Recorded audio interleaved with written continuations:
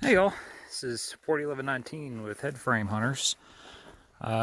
Once again, coming to you from Socorro County, New Mexico. This time we're here at the Tweety bird mine. It's another one that, well, we don't know a whole lot about.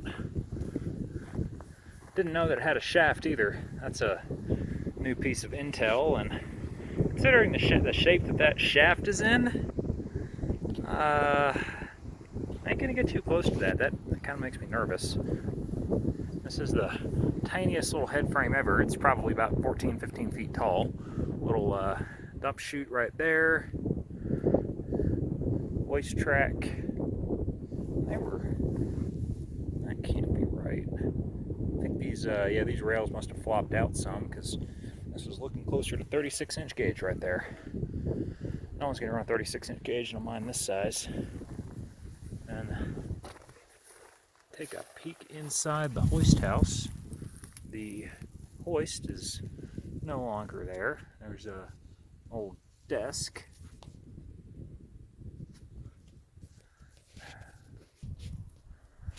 And, not a whole lot else to it. There is electrical.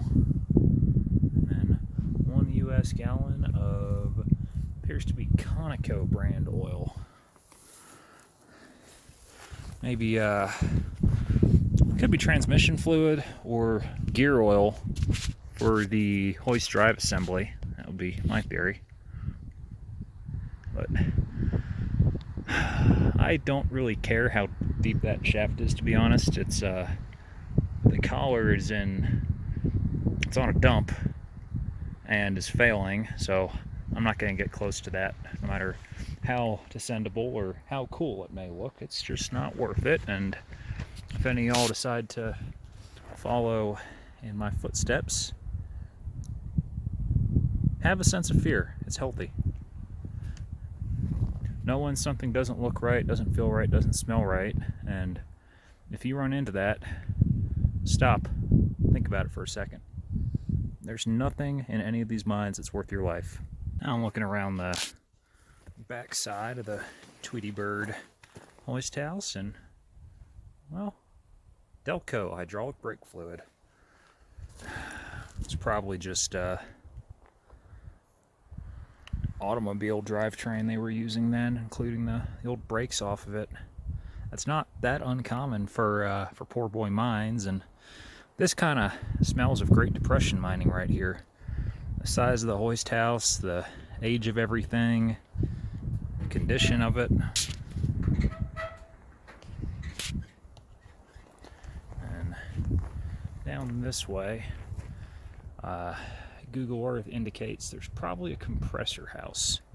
So I'm going to go take a look at that, and after that, see if there's anything left of the portal. So I said we were going to take a look at the compressor house, and, well, I wasn't lying. That's probably it right here. But there's a portal next to it. This does have a danger, no trespassing sign, which I'll honor that. I try to be a decent guy. I won't go inside the parts room, compressor room, whatever it is, rat's nest. So here's the receiver tank, which jumped out at me on Google Earth. And here's the portal, or a portal, because I think there's another one. We've got pretty extensive dumps across the creek bed road thing. So it stands to reason this could have been the haulage level. Of course, the nice timbered portal, which it's fallen in. That's interesting. Take a look at the coupling right there. I think that's a compressor line. This mine has, yeah, look at that. That's modern modern HDPE. It's not cracked. That band clamp is, or pipe clamp, hose clamp. Good grief. I work with the things on a daily basis. I should be able to identify them. That hose clamp looks brand new. Portal ain't brand new, but somebody's been in here jacklegging not that long ago. I'll come up around top. So I'm not alone today. I've got my usual exploring buddies on the other end of an E.F. Johnson 5100 ES P25 UHF radio. And you know what that means? Well, you know what it means. But, oh, that looks like a nice portal. I don't like going underground alone. So, this is going to get added to the list of portals to go check out. Probably with a scaling bar. I don't like the look of that. But we're going to come revisit the Tweety bird at another date because this looks pretty nice. I ain't going to lie. And the amount of dumps tell me there's something here. This probably goes back a ways.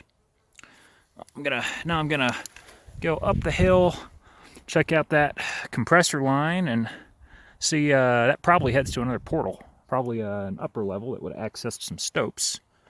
And if it's in good shape, I might walk on in, but we'll see. I don't like to chance things like this when I'm solo. Again, I've got someone on the other end of a radio, but that only helps so much. Well, it appears that the last, shall we call it, mine feature here at the Tweety bird is a collapsed shaft, so I'm not going to be dropping down that. Yeah, it appears as if there could have been a portal there at one point, but more than likely, because the main portal is facing that direction, I think this is probably along the strike of the vein. They found it, trenched it, which is what looks like that adit right there, sunk a shaft on it to determine its extents, and then ended up going a little bit lower in the canyon, sinking that other shaft and punching that portal in. That vent pipe right there is a good hint that it is in fact a shaft, and the pipe coming up to it from the compressor shack, it's spiral riveted steel. I've never seen anything like that. Leads me to believe it's extremely old.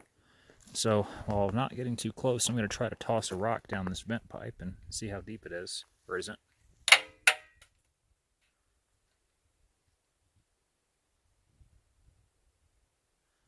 Deeper than I thought.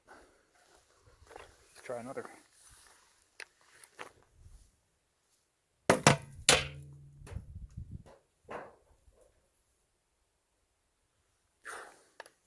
Well, that's at least 100 feet deep. I am going to make a hypothesis that this might connect with the other workings. It's deep enough that I think the bottom of it is at least level with the drift level.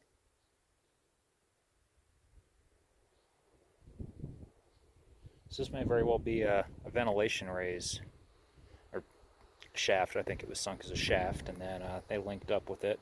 But